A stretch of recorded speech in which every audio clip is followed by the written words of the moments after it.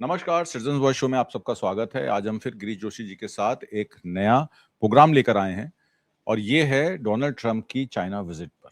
Donald Trump का कहना है वो और शी जिनपिंग इस बात पर सहमत हैं कि ईरान युद्ध कैसे खत्म होना चाहिए। ठीक उसी समय जब चीन से जुड़े दर्जनों जहाज जो हैं स्ट्रेट ऑफ हॉर्मुज से गुजर रहे हैं। लेबनानी और इजरायली प्रतिनिधिमंडलों ने भी अमेरिकी विदेश विभाग में नई बातचीत शुरू की है। अमेरिका के राष्ट्रपति डोनाल्ड ट्रंप 3 दिन की यात्रा के बाद चीन से रवाना हो गए हैं। उन्होंने कई बड़े व्यापारिक समझौतों का जिक्र किया, लेकिन ताइवान या ईरान के अमेरिका इजरायल युद्ध से जुड़े अहम मुद्दों पर बहुत कम प्रगति का संकेत दिया। शी ने आगे कहा, हमारे इसे ठीक से ना संभाला गया तो दोनों देश आपस में टकरा सकते हैं या उनके बीच संघर्ष भी हो सकता है, जिससे चाइना अमेरिका के पूरे रिश्ते एक बेहद खतरनाक स्थिति में पहुंच सकते हैं। ट्रंप ने शुक्रवार को पत्रकारों को कहा कि उन्होंने ताइवान को अमेरिकी हथियार बेचने के बारे में अभी कोई फैसला नहीं किया है। ये एक ऐसा मुद्दा है जिसे अमेरिकी कांग्रेस में गहन समर्थन हासिल है, लेकिन बीजिंग इसका जोरदार विरोध करता है। अमेरिका ने राष्ट्रपति डोनाल्ड ट्रंप ने कहा कि चीन 200 बोइंग जेट खरीदने पर सहमत हो गया है और ये ऑर्डर बढ़कर 750 विमान तक पहुंच सकता है। इन्होंने ये भी बताया कि इन विमानों में जी एरोस्पेस के इंजन लगे होंगे। इस पर चर्चा करने के लिए हमारे साथ गिरीश जोशी जी मौजूद हैं। गिरीश जोशी जी, बहुत बहुत स्वागत है। पूरे 3 दिन के विजिट पर ना टैरिफ डिस्कस हुए, ना स्ट्रेट ऑफ हॉर्मुज डिस्कस हुआ, ना ताइवान की समस्या जो एक ट्रम्प कार्ड खेल दिया शी जिनपिंग ने, ताइवान पर कोई स्टेटमेंट ट्रम्प दे पाए कि वो 11 बिलियन या 25 बिलियन के उनको हथियार देंगे या नहीं देंगे। दूसरी तरफ जी का शेयर 2% गिर गया 200 विमान के ऑर्डर पर, क्योंकि वो एक्सपेक्ट कर रहे थे 500 विमान का ऑर्डर आएगा। आईबीए ये कहता है कि 17 से 19 बिलियन डॉलर की ये डील है। अगर उसमें मैक्स बॉडी एयरक्राफ्ट होते हैं, अगर वाइड बॉडी एयरक्राफ्ट होते हैं, तो ये डील 25 बिलियन तक जा सकती है। दूसरी तरफ चाइना के पास अपनी भी प्रोडक्शन कैपेसिटी है, जिसमें वो अपने विमान भी बना रहा है। तो ये सारा माजरा क्या है? क्या ट्रम्प साहब इतना बड़ा स्ट्राउंज लेके 20 लोगों का इंट्राउंज लेके वहां पर सिर्फ विमानों का सौदा करने गए थे या कुछ और करने गए थे? गिरीश जोशी जी। देखिए, वैसे आप अगर आदमी जी सर्च करिए कि how many American companies are still existing in China, सबसे बड़ा तो उसका जो वहां पे एलन मस्क बैठा हुआ है, आपके अमेजोन बैठा हुआ है। क्योंकि एक चीज है कि जो 140 करोड़ की मार्केट है, उसके अड़ोस पड़ोस के जो डिपेंडेंट चाइना पे हैं, वो सब गिन के मान लो तो उनके पास 25% ऑफ द कंज्यूमर मार्केट है, जो कोई भी अवॉइड नहीं कर पाएगा। और चाइना जितना भी खेल खेल रहा है, वो 15-20 साल का असेसमेंट करके खेल रहा था, जिसमें ट्रैप चल पड़ा। उसको नहीं पता था ट्रंप को क्या होगा। आप देखिए, जितनी भी कंपनीज थी, जितनी भी चाइना में मैन्युफैक्चरिंग कंपनीज थी, उनको वहां पे क्यों जाना पड़ा। अभी हम लोगों ने लास्ट टाइम डिस्कस किया था कि कंटेनर बनाने के लिए अंदर कोर्टम जो क्रूड चाहिए, आयरन जो क्रूड वे में चाहिए, उसको सिर्फ चाइना की मोनोपोली है, वही बना सकता है। तो वो माल अगर तुमको लेना है और अगर वही टिन अगर आप कॉटन का वहां मंगाते हो, तो आपको इन एंड आउट का एक्सपेंडिचर बढ़ जाता है। तो सारी अमेरिकन कंपनी ने, दुनिया भर की कंटेनर मैन्युफैक्चरिंग कंपनी चाइना में जाके बस गई। अब वो कंटेनर एक आपका प्राइमा फेसी है, जिसके ऊपर आपका पूरा ट्रेड चलेगा। कल अगर कंटेनर बनाना ट्रंप बंद कर देगा तो आपका 80% ट्रेड ही फेल हो जाएगा, क्योंकि कंटेनर की लाइफ रिस्ट्रिक्टेड होती है, उसके बाद वो क्वालिफाई नहीं होता है। वही इंश्योरेंस वाला लफड़ा शिपिंग जैसा आ जाता है उसमें। उसने बिल्कुल सिस्टमेटिक वो कर लिया। उसने रॉ मटेरियल जितने भी रेयर अर्थ का मॉडिफिकेशन, उसको जो प्यूरिफिकेशन था, उसका भी मोनोपोली 95% आज भी चाइना के पास है। और अब क्योंकि वो ब्रेक इवन अचीव कर चुका है, तो उसमें रेट में उससे से किसी भी कंट्री की कंपटीशन करने की औकात ही नहीं होगी। तो ये सब होने के बाद ना भी कम्स टू निगोशिएट, तो उसने अपना दबदबा बिल्कुल दिखा था। डिप्लोमेसी में body language speaks more than the words. वो पहले एयरपोर्ट पे प्रोटोकॉल है ही नहीं हमारे चाइना का, तो प्रोटोकॉल मेंटेन करते हुए ट्रंप, जिसको हैसियत ऐसे कि ट्रंप जिस कंट्री में जाता है वहां पे तो बल्ले बल्ले होती है, अरे ट्रंप आया है, ये नहीं गया। यहां से इंडिकेशन मिल गया था कि वो अपने फ्रेमवर्क के बाहर जिपिंग कोई भी काम नहीं करेगा। ताइवान पे नहीं बोल पाएगा, क्योंकि वो ताइवान पे बोलेगा तो यूक्रेन का फचड़ा खुल जाएगा। अब उसमें जो डबल यूज की जो आइटम्स आपको भेज रहे थे, उसमें सारे कंट्रीज ने ये करा है कि उन्होंने इंपोर्ट करा, और फिर यूक्रेन से सारे भी पीछे से भी माल बेच रहे थे, तो वही उनका भी नाम खुल जाता। तो इतना इजी नहीं था, लेकिन क्योंकि ये आपदा में अवसर ढूंढने वाला आदमी है, ये सब जगह से पैसा उठा के ले आया है। उसका 40 ट्रिलियन का जो कर्जा है, उतारेगा कहां से? वो सऊदी अरेबिया से भी पैसे ले आया, यूएई से पैसा ले आया, कतर से भी ले आया। उनको भी ऑब्लाइज कर रहा है, बड़ी बातें कर रहा था, लेकिन तब तक उसकी इंप्रेशन इस बात में पैसा मिल रहा था कि भाई इनके पास आर्म्स की जो एक्सपर्टीज है वो किसी के पास नहीं है। अब वो तो ईरान ने सारा इनका कच्चा चिटा खोल के रख दिया कि भाई इतना जरूरी नहीं है कि आप करोड़ों के इंस्ट्रूमेंट ले लो, आपको 10,000 का ड्रोन भी ठोक सकता है। तो वो एक ओरा उनका टूट गया। अब वो डिफेंस डील में जो करेंगे तो S-400 आज रशिया जो दुनिया को धड़ल्ले से बेच रहा है, ऑटोमेटिकली बाय डिफॉल्ट S-400 300 की मार्केट रशिया की बढ़ गई। People have started preferring Russian arms now. वही हालत चाइना की है। तो चाइना का सॉफ्टवेयर और रशिया का हार्डवेयर मिलके वो पूरी दुनिया पे, अभी उन्होंने ईरान में अपना ग्राउंड एक लेके एक्सपेरिमेंट करके बता दिया कि हम दोनों मिलके कुछ भी कर सकते हैं। अब जहां तक बोइंग की बात है तो उसका सीईओ गया था, ये भी ऐसी होता है कि वहां ले जाके पूरी 200 की टीम को सबने बोला अपना अपना धंधा सेट करो, क्योंकि दिक्कत वहां पे काफी कंपनीज पे अमेरिकन ट्रेड के साथ रिस्ट्रिक्शन, चाइना ने बोला था कि जितना सैंक्शन तुम लगाओगे मैं भी लगाऊंगा। तो उसने बोल दिया था कि अभी जो भी यहाँ से चिप्स बन के अमेरिकन कंपनी भी अगर अमेरिका को एक्सपोर्ट करती है तो it will need a special permission. इसका मतलब ये हुआ कि उनका भी तो पोजीशन टाइट हो गया था, वो नहीं कर पा रहे। और वही पोजीशन जो चाइना क्लेम कर रहा था अमेरिका के, चाइना दूसरे दूसरे नाम से दूसरी कंट्री से माल भेज रहा है, तो वही पोजीशन इनकी अमेरिकन कंपनीज की थी जो खुले में आ गई। और चाइना ने पूरा रिकॉर्ड रखा हुआ था कि कितना स्मगलिंग बाहर करके दूसरी कंट्री से ये यूरोप को बेच रहे हैं, इसको बेच रहे हैं। तो उसने डाल दिया रेस्ट्रिक्शन। अब वो कंपनियां गई होंगी अपना रिस्ट्रिक्शन खुलवाने कि भाई मेहरबानी करो। आप देखो जनरल मोटर्स को भी जब नहीं मिला था तो जनरल मोटर्स का आदमी अपना खुद सीईओ वहां चला गया था, उसने 1-to-1 रिक्वेस्ट करी।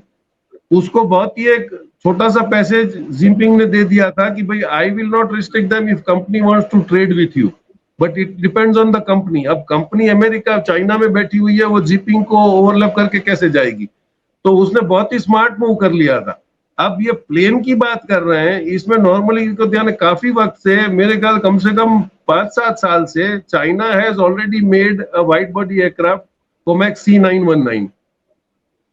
वो बाकायदा पूरा क्वालिफाइड है और इनके बोइंग और एयरबस का बहुत ही टफ कॉम्पिटिटर है। उसका रीजन है कि बोइंग और एयरबस आपको प्री फैब्रिकेटेड जो प्लेन बना के देते हैं, आपको उसी को यूज करना है, सिर्फ इंटीरियर डेकोरेशन आपको नहीं देते।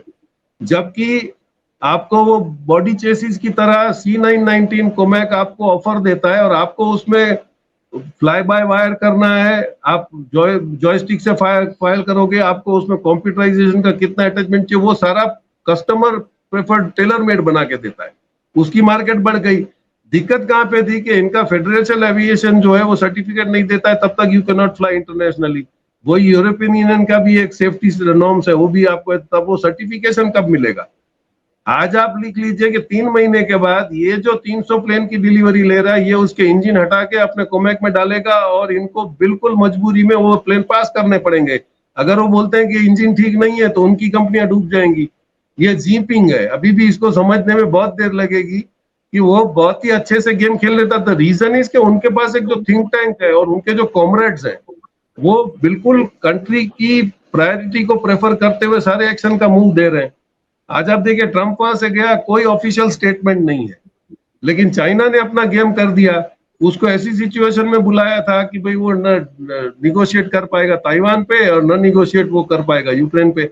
अब उसने बोल दिया कि आप, वो ये पोजीशन में नहीं था बोलने के कि आप ईरान को हेल्प मत करो, क्योंकि ईरान का हेल्प करने का आपके पास डॉक्यूमेंट्री एविडेंस कोई भी नहीं है कि भाई चाइना डायरेक्टली उसको हेल्प कर रहा है। वही परिस्थिति वॉर के बाद पाकिस्तान और इंडिया की वॉर में हुई।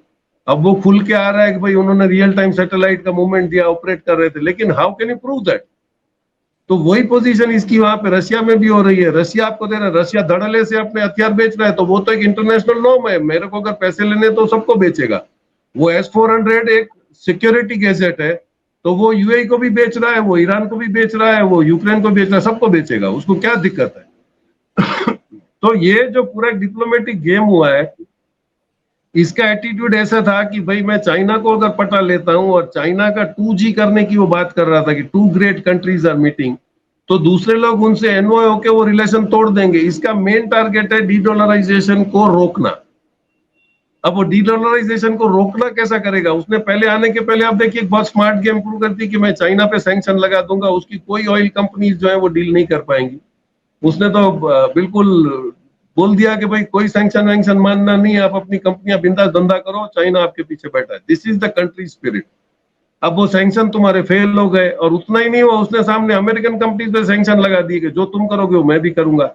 अब इन्होंने एक पेंडोरास बॉक्स खोल दिया। अगर कंट्री जिगर वाला है तो वो भी बोल देगा कि ठीक है, हम भी अमेरिका पे सैंक्शन लगाते हैं, क्योंकि आपके भी तो इन्वेस्टमेंट सब जगह लगे हुए हैं, आपके अटैचमेंट्स लगे हुए हैं। अब जैसे सऊदी अरेबिया ने हिम्मत करके बोल दिया कि नाउ नो मोर आर्म्स, आपको कोई यहाँ पे हेल्प नहीं मिलेगी एयर स्पेस में या उसमें करने, क्योंकि दे हैव रियलाइज्ड कि ब्रिक्स स्ट्रांग होता जा रहा है, लेकिन क्योंकि इनके पास प्रोपोगंडा मशीन बहुत पावरफुल है, तो वो बोलते हैं कि भाई ब्रिक्स फेल हो रहा है। आज भी आप देखिए, बोंगी जो मिला है अपने इंडिया के काउंटर पार्ट से, तो उसने बोला कि रशियन एनर्जी के लिए सप्लाईज हम लोग तो कोई रोकना ही नहीं चाहते। ईरान का भी कमेंट आ रहा है कि वो they are not dealing with an ruling party of the government, they are dealing with India. तो उनका रवैया आप भी सॉफ्ट है, बोलते हैं कि हमारी पुरानी दोस्ती है, हम अपना ट्रेड चालू रखेंगे। तो ना आपको ऑयल की कमी है, अब आप में कितनी जिगर है। आज भी आप अगर इतना सब होने के बाद बोलते हो कि हम अमेरिका को रिक्वेस्ट करते हैं कि वो एक्सटेंड करेगा, क्यों? अमेरिका आपको क्या दे रहा है, और ऐसी कौन सी चीज है अमेरिका जो आपको देगा? आपने पूरी इंडस्ट्रीज का सत्यानाश तो कर ही दिया। उसी के साथ अटैचमेंट में आप देखो तो जो 25 लाख करोड़ आपने कॉर्पोरेट के माइनस करे, उसमें एक स्टैंडर्ड नॉर्म है कि 1 लाख पे आपको एक आदमी को नौकरी देनी है। 25 करोड़ की नौकरी कहाँ खा गया? उसके स्टैंडर्ड आप अपने क्यों नहीं चेक कर रहे हो? और फिर आप बोलते हो कि अडानी ने अभी आउट ऑफ द कोर्ट करा है सेटलमेंट, उसमें 17,000 नौकरियां अमेरिका में क्रिएट होंगी। What a Mokri! आप पहले अपना तो घर ठीक कर लो।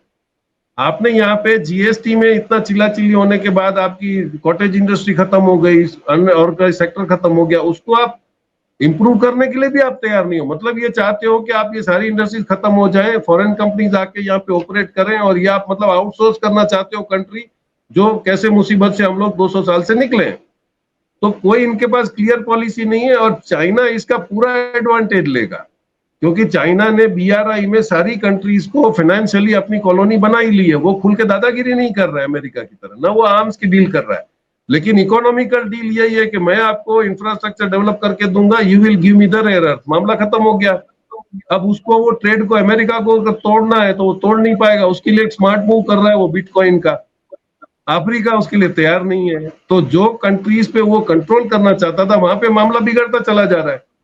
तो ये लास्ट कोशिश कर रहा था कि अगर चाइना झुक जाता है तो ये बड़े पॉम्प शो के साथ मार्केटिंग करता कि देखो हमने चाइना को भी डरा दिया, अब चाइना भी हमारे साथ ट्रेड करने को तैयार है।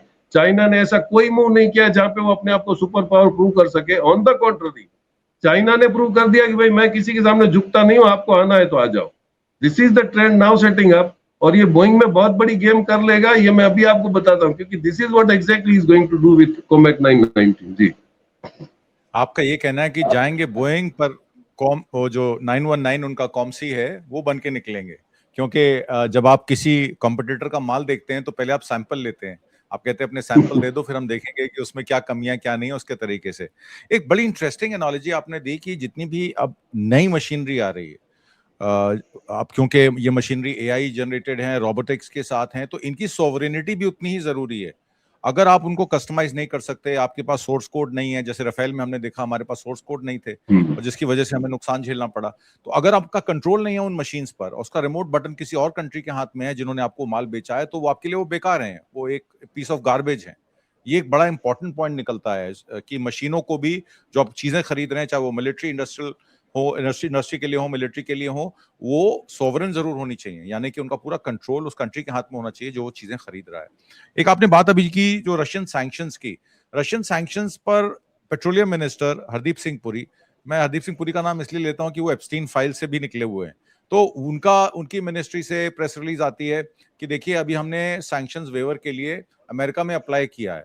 अभी आपने बताया कि सैंक्शन वेवर की जरूरत क्या है, चाइना ने आपको दिखा दिया कि जब आपको जरूरत ही नहीं है स्टेट ऑफ हॉर्मुज को बंद कराने या खुलवाने या उसको डीमिलिटराइज कराने की, जब ट्रंप साहब की कवायद को फेल कर दिया शी जिनपिंग ने, तो फिर आपको डर काहे का है? 30 जहाज निकले हैं चाइना के स्टेट ऑफ हॉर्मुज से कल से आज तक, यानी कि पूरा उन्होंने कह दिया है कि हम इसको अमेरिकन ईरानियन सोवरेनिटी को बाईपास नहीं करेंगे, उनसे परमिशन लेंगे और टोल परमिशन लेके ही हम अपने निकालेंगे। तो भारत को दिक्कत क्या आ रही है? हम यूएई जाके बात कर रहे हैं, 5 बिलियन की इन्वेस्टमेंट करेगा यूएई, हमारा 30 ट्रिलियन का ऑयल रिजर्व बनाएगा, उसके बाद हमारे पास तेल फुजेरिया लाइन से आएगा। फुजेरा लाइन ऑपरेट हो पाती है नहीं हो पाती है, ये तो बहुत दूर की कौड़ी है। तो शॉर्ट टर्म में भारत की एनर्जी सिक्योरिटी इतनी कॉम्प्रोमाइज क्यों है गिरीश भाई, क्या कर सकते हैं हम इसमें? नहीं, इसको आप देखिए, ये मोनोपोली का एडवांटेज लेता है। जब भी आप किसी, अब आज आप देखिए, मैं किसी शिपिंग एक्सपर्ट से उसमें बात कर रहा था, उसने बोला कि अभी भी शिप्स निकल सकती है हम उनसे, उसमें ईरान ने कोई रोक नहीं लगाई है। उसने बोला है कि आपको डाउट होगा तो हमारे वेसल एस्कॉर्ट करेंगे, माइंस वहां पे नहीं लगी हुई हैं। लेकिन द रियल रीजन इज कि पूरी शिपिंग कंपनी का 92% of the insurance is done by the American company like Lloyd's. उसने 30 गुना अपना रेट बढ़ा दिया है। तो ships are not moving because of the insurance risk. और आप नौटंकी कर रहे हो कि ईरान ने आपको रोक के रखा है। आप अभी बोल दो कि इंश्योरेंस नॉर्मल रेट में आपकी 24 घंटे में सारे वेसल बाहर हो जाएंगे। तो आप बदमाशियां आप करते हो, बिल दूसरे के नाम पे फाड़ते हो। तो this is the reality which this shipping company should come out and tell. या तो आप बोल दो कि इंडियन कंपनी उसको इंश्योर करके देती है, निकलो। Every ship is not going to get attacked, वहां पे मूवमेंट चल ही रहे। और जो शिप अभी चाइना की शिपें रेगुलरली निकल रही है, तो उस पर कौन अटैक करने की हिम्मत कर रहा है? क्योंकि उनकी अपनी सिक्योरिटी रिंग बहुत पावरफुल है, उनके खुद के वेसल्स वहां पे खड़े हुए हैं एस्कॉर्ट करने के लिए। तो द रियल रीजन इज कि अमेरिका खुद इंश्योरेंस कंपनी की वजह से शिप मूवमेंट रोक रहा है इंश्योरेंस बढ़ा के। क्योंकि ये भी अपने कार की तरह, आप बगैर इंश्योरेंस के ले जाओगे तो हवालदार ही आपको एआई से पता कर लेगा कि आपका इंश्योरेंस खत्म हो गया, आपको रोक लेगा। तो this is exactly the situation. तो तुम अमेरिकन कंपनीज को क्यों नहीं बोलते हो कि बी रीजनेबल, और उसको जाने दो, अगर रिस्क फैक्टर होगा तो देखा जाएगा। तो ये इंश्योरेंस कंपनीज के गेम के अंदर वो अभी ऐसे बोल रहा है कि भाई, तो इसलिए चाइना जानबूझ के शिपें निकाल रहा है, क्योंकि उसकी तो खुद की इंश्योरेंस कंपनी से शिप निकाल, ही डजंट बॉदर। और उसके बाद भी जो 3700 जो गोस्ट वेसल घूम रहे हैं, उनका तो ना कोई इंश्योरेंस है ना कोई रजिस्ट्रेशन, तो उनसे कौन सा एक्सीडेंट हो गया? 37 शिपें खड़ी है। अगर अमेरिका को बाकायदा उस से डर होता तो ये उन्हीं पे अटैक करके अपना दबदबा करता। लेकिन वो ईरान, रशिया और चाइना की गोस्ट शिप है, इनकी हिम्मत नहीं है कि गोस्ट शिप पे भी वो अटैक कर ले। तो पूरा सिनेरियो कुछ है, ये दिखा कुछ रहे हैं। तो this is the real reason. ये पब्लिक को जाके पता चलना चाहिए कि इंश्योरेंस की वजह से शिपें अटकी हुई है, न कि ईरान की। दादा, ईरान तो रिपीटेडली बोल रहा है कि हम तो किसी को रोक ही नहीं रहे। और ईरान क्यों रोकेगा? ईरान का माल बिक रहा है। ईरान को क्या जरूरत है वो अपना एनर्जी का? उसका जब ऑलरेडी स्टोरेज भी फुल हो रहा है और वो बेच रहा है, और वो उसके ऊपर कोई सैंक्शन है नहीं, तो सैंक्शन पहले से लगे हुए हैं। तो बार्टर में जो माल बिकेगा उसको प्रमोट नहीं करने के लिए इन्होंने, इंश्योरेंस कंपनी ने, ये रिस्ट्रिक्शन डाला हुआ है। क्योंकि ज्यादा अगर तेल खुले में बिकने लग गया तो आपके सैंक्शन नहीं, आपका पूरा प्लान ही ईरान के सामने फेल हो जाएगा। जी। ट्रम्प साहब ने एक और बड़ी कारस्तानी की। जब वो गए थे तो एक सोच के गए थे कि G2 बनाएंगे, यानी कि अमेरिका और चाइना का। वो बन गया 2G, टू ग्रेट नेशन। तो उसका मतलब है कि उनको पलटना पड़ा किताब को, क्योंकि नहीं तो वो समझ गए थे कि चाइना उनके साथ G2 बनाने में बिल्कुल इंटरेस्टेड नहीं है। इसी बीच ट्रम्प के इस बारे में कोई नई जानकारी नहीं दी गई कि क्या पिछले साल अक्टूबर में हुई व्यापार युद्ध यानी कि टैरिफ वॉर के वो सुलह आगे बढ़ गई कि नहीं। उस दौरान वॉशिंगटन ने चीन पर टैरिफ बढ़ा दिए थे और बदले में बीजिंग ने रेयर अर्थ मिनरल्स के निर्यात पर रोक लगाने की धमकी दी थी। आपको याद है, रेयर अर्थ पर हमने बहुत प्रोग्राम्स किए, रेयर अर्थ की तो बात ही नहीं हुई, बैटरीज की बात ही नहीं हुई। तो ट्रम्प क्या खाली हाथ वापस आए हैं? आखिरी सवाल। नहीं, उसने इनडायरेक्टली एक हिंट दिया रूबियो ने कि हम एनवीडिया का जो S100 जो कोई चिप है बहुत ही स्पेसिफिक, जो उसकी मोनोपोली है, वो हम चाइना को नहीं देंगे। जी, N200 वो तुम चाइना को नहीं दोगे। तुमने तो चाइना को लिथोग्राफिक मशीन भी नहीं दिया था, जो ASML की मोनोपोली है। लिथोग्राफिक मशीन के बगैर दुनिया का कोई भी चिप रिकॉर्ड एस्टेब्लिश नहीं होता है। तो चाइना ने तो 2 साल पहले उसी को मंगा के रिवर्स एंट्री करके पुराना कहीं से लेके, उसने तो ऑलरेडी लिथोग्राफिक मशीन बना लिया है। तो उसके लिए एक चिप को रीडिजाइन कर लेना है, बना लेना, he is already ahead, much ahead of that. और उसके बाद वो और कितना उसके अंदर प्रोग्रेसिव हो गया है। आज आपने बोल दिया कि ताइवान ने 5 नैनोमीटर्स तक की चिप को डेवलप कर लिया है। वो चाइना पहले नहीं बोलता है। आपने जैसे ही ग्रोक डिक्लेयर किया तो उसने बिल्कुल, उसकी मार्केट उठी और 24 घंटे में गिरा दी, बोले हमने तो डीपसीक बना लिया है। He is always waiting for the first. और उनका डिफेंस मिनिस्टर ने बहुत एक अच्छा डायलॉग मारा था कि we don't fire the first shot but we will not allow you to fire the second shot. ये इसकी थियरी है। तो चाइना जितनी भी मूव कर रहा है, देखो, वो पहले दुश्मन को मूव करने देता है, फिर उसको मुंह की मार देता है। तो रोक में भी आपने देख लिया। अब ये चिप्स में भी जैसे डिक्लेयर किया उसने कि हमने 3 mm और 5 mm की बना ली, तो इसने बोल दिया ठीक है, मैं 2 mm की बना रहा हूँ। अब मैं तो मॉस्किटो जितना AI क्रिएट कर लूंगा, ड्रोन क्रिएट कर लूंगा। तो ये दोनों टाइटन्स की भी फाइट है। लेकिन दिक्कत क्या है कि अमेरिका में सारे ऑपरेटर्स हैं वो प्राइवेट हैं। आपने एंथ्रोपिक ने मना कर दिया कि मैं अपना सॉफ्टवेयर आपको डिफेंस के लिए, आदमी को मारने के लिए यूज नहीं करने दूंगा, तो आपने बोल दिया मैं आपको ब्लैकलिस्ट करता हूं। This position is not in China.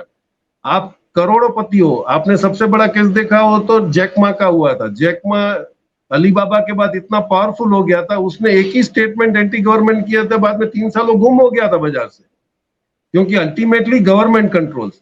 आज आपको यही करना है, आप अडानी अंबानी सबको बहुत करोड़ों रुपया कमाने दो, लेकिन final decision should be with you. आपने तो एयरलाइंस बेच दी और सिंधिया को एविएशन मिनिस्टर बना दिया, आपके बाद हवाई जहाज ही नहीं है, वो क्या उड़ाएगा? तो आपके पास कोई ऐसी थियरी नहीं है जहां पे इंडिया के पास ऐसी कोई आइटम हो जो मोनोपोलाइज करे। लाल बहादुर शास्त्री हैड फोरसाइटेड दिस कि भाई जय जवान और जय किसान, ये दो ही चीज देश को बचाएंगे। आज अगर आपने फार्म में मोनोपोली कर ली होती, कितनी आइटम्स हैं आज फ्रूट्स में, वेजिटेबल्स में, जिसमें इंडिया की मोनोपोली है, आपने उसी को अगर प्रोग्रेसिव बना दिया होता तो आज पूरे दुनिया आपके पीछे पड़ी रहती। लेकिन आपने वो किया ही नहीं। आप तो सोच रहे थे कि भाई कॉर्पोरेट फार्मिंग आ जाए, हमारे मित्र फार्मिंग करें और ये मजदूरी करेंगे, ये नहीं हुआ। तो आपके पास जो हुनर है उसी को अगर आप मोनोपोलाइज करोगे, चाइना ने रेयर अर्थ में धीरे धीरे निकाला। एक टाइम में बोलते थे कि भाई China is the most polluted country, आज वो सबसे अच्छा कंट्री हो गया, क्योंकि उसने अपने एरियाज डिवाइड करके अपने अपने काम करना शुरू कर दिया। तो what China is doing is thinking of 20 years, और हम लोग 5 साल के आगे सोच नहीं सकते हैं कि भाई 5 साल 10 साल उसके बाद तो सरकार रहेगी नहीं, तो क्या चिंता करनी। तो हम उस सिस्टम में फिट नहीं होंगे। हमारी जो सिस्टम है उसी के अंदर आपको डेवलप करना पड़ेगा। तो आपने उल्टा कर दिया, आपने आईआईटीज बंद कर दी, आपने एजुकेशन को खत्म कर दिया, आपने हेल्थ सेक्टर को खत्म कर दिया, आपने मोनोपोलाइज कर दिया। लेकिन वो मोनोपोली जो होल्ड करते थे वो आपके कंट्रोल से बाहर निकल चुके हैं। ना ब्यूरोक्रेट्स आपकी मान रहे हैं, ब्यूरोक्रेट्स के घर में से करोड़ों रुपया निकल रहा है। मतलब आप कुछ भी बोल रहे हो प्रोटोकॉल में कि आप प्राइम मिनिस्टर हो, लेकिन आज ब्यूरोक्रेसी आपके भी हाथ से बाहर निकल चुकी है। You will not be able to do anything with in the future. बिल्कुल, proof lies in the pudding. और आपने जैसे कि कहा कि इंटरनेशनल जुमला 15,000 नौकरियों का, 2 करोड़ नौकरियां भारत में तो दे नहीं सके, अमेरिकन को 15,000 नौकरियां क्या देंगे, और इन्वेस्टमेंट 10 बिलियन की कहां से करेंगे। आपको पता है कि they are always looking for money. जो $650 मिलियन रेस कर रहा है अमेरिका में यहाँ रिश्वत देने का, बजाय उन रिश्वतखोरों को पकड़ने के, भारत की सरकार ने कोई कवायद नहीं की कि जिनको रिश्वत मिली कम से कम उनसे रिकवरी हो जाए। वो अदानी को बचाने में लगे हुए हैं। तो 2 करोड़ नौकरियां देने का जुमला जी। अब सुबह एक प्रोग्राम देख रहा था मुस्तफा खान का, कोई पाकिस्तानी चैनल पे उसका इंटरव्यू था। उसने बोला कि भाई ये एडवर्टाइजमेंट करने में अमेरिका बहुत होशियार है। उसने बोल दिया, अडानी के फेवर में भी उसका काम हो गया कि भाई उसके जो ट्रंप का लॉयर है उसने क्योंकि आर्ग्यूमेंट करी कि भाई करप्शन तो इंडिया में हुआ है, उसमें अमेरिकन जुरिस्डिक्शन नहीं है। तो उसने बोला कि ये अमेरिका की कोर्टें हैं, वो जरूरी नहीं है कि फेस वैल्यू पे जाएंगी, मीडिया का जो बोलता है उस पर, वहां भी गोदी मीडिया है। उसने बोला वो यही बोलेगा कि भाई करप्शन तो अमेरिकन पैसों से हुआ है ना, तो एक्शन अब तो होगा ही। तो बोलता है जरूरी नहीं है, ये एडवर्टाइजमेंट के लिए अच्छा है, लेकिन I don't think that American courts will accept that, they will not buy that story. In fact हाँ, ये भी बात आई थी कि जी, इसमें एक बात और आई थी कि डीओजे जो है वो विद कंडीशंस हो सकता है उसको लेट ऑफ फिलहाल कर दे और केस को कभी भी खोल सकता है। जैसे हमारे यहाँ केस सुप्रीम कोर्ट में खुल जाते हैं, तो ये केसेस भी कभी भी खुल सकते हैं। ये एक ओपन ऑप्शन उनके पास हमेशा रहेगा, यानी कि गर्दन उनके हाथ में ही रहेगी। आज की चर्चा में भाग लेने के लिए गिरीश जोशी जी बहुत बहुत धन्यवाद। नमस्कार। Thank you sir.